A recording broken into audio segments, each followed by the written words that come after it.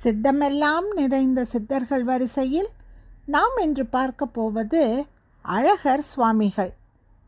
புதுச்சேரி வில்லியனூர் பக்கமுள்ள தென்னம்பாக்கம் என்னும் சிற்றூரில் சுமார் 200 ஆண்டுகளுக்கு முன் வாழ்ந்து வந்தவர் இந்த சித்தர். இவருடைய பூர்வீக வரலாறு, பிறப்பு குறித்து விவரங்கள் எதுவும் தெரியவில்லை. ஆத்ம சாதனை புரிந்து அதில் வெற்றி கண்டு மௌன நிலையில் அமைதியாக உலாவி வந்த சித்தர் இவர். இவருடைய காலம் கிபி 1800 1840 வரை இருக்கலாம் என்று கூறப்படுகிறது. தென்னம்பாக்கம் ஐயனார் கோயில் தோப்பில் இருந்த ஒரு ஆலமரத்தடியில் புதர்களுக்கிடையே அமர்ந்திருப்பார். பெரும்பாலான சமயங்களில் இவர் மீது ஒரு நல்ல பாம்பு படுத்திருக்குமாம். ஊர் மக்கள் இவர் வரும்போது வணங்கி வழிவிடுவார்கள். யாராவது இவரை தங்கள் வீட்டுக்கு அழைத்தால் மறுத்து விடுவார். ஐயனார் கோயிலிலேயே தங்கியிருந்து தம்மை நாடி வரும் மக்களின் நோய்களை போக்குவது, இடையூறுகளை நீக்குவது, பேய் பிசாசுகளை விரட்டுவது, பயிர்களுக்கு வரும் நோய்களை நீக்குவது, பாம்பு கடித்தால் மந்திரிப்பது போன்ற சித்துக்களை புரிந்து இறைப்பணி புரிந்து வந்தார்.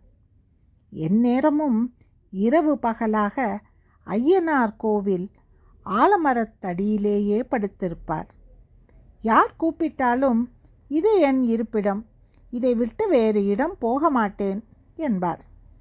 எல்லோரும் இவரை அழகர் சித்தர் என்று அழைத்திருக்கிறார்கள். மக்களை சந்தித்து ஆசிர்வதித்த சித்தர் அருகிலுள்ள ஏற்றம் இறைக்கும் கிணற்றுக்கு செல்வார். மக்கள் இவரை பின்தொடர்வார்கள். இவர் அக்கிணற்றுக்குள் இறங்கி நீரில் மூழ்கி நீருக்கடியில் தியானம் செய்வது வழக்கம். அப்போது சித்தருக்கு வயது கிட்டத்தட்ட 70 இருக்கலாம். சித்திரை மாதம்.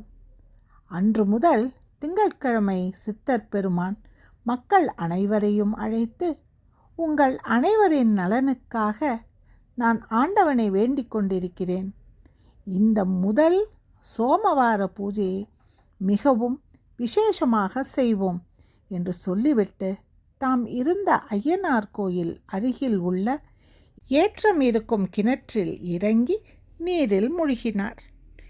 இவர் நீரின் அடியிலிருந்து சிவத்தியானம் செய்வதை பல தடவை பார்த்திருக்கும் அவ்வூர் மக்கள் சித்தர் தியானத்திற்குள் செல்கிறார் என்று நினைத்தனர். குனிந்து கிணற்றையே பார்த்து கொண்டிருந்தனர்.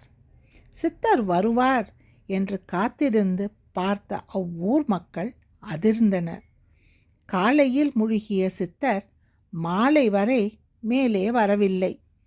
பக்தர்கள் சிலருடன் சேர்ந்து அவரை தேடினார்கள். சித்தர் அங்கு இல்லை. அவரை காணவில்லை. சித்தர் அருள் ஜோதியாகி விட்டார். அன்று முதல் அக்கிணற்றை சித்தர் சமாதியாக கருதி வழிபட தொடங்கிவிட்டனர். சுவாமிகள் உள்ளே சென்ற கிணறு கருங்கல்லால் மூடப்பட்டு மேலே கூரை வேயப்பட்டது.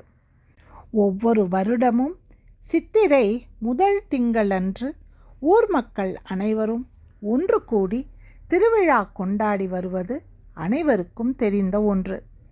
கிணற்றின் மேல்தான் எல்லா அபிஷேகமும் நடைபெறுகிறது.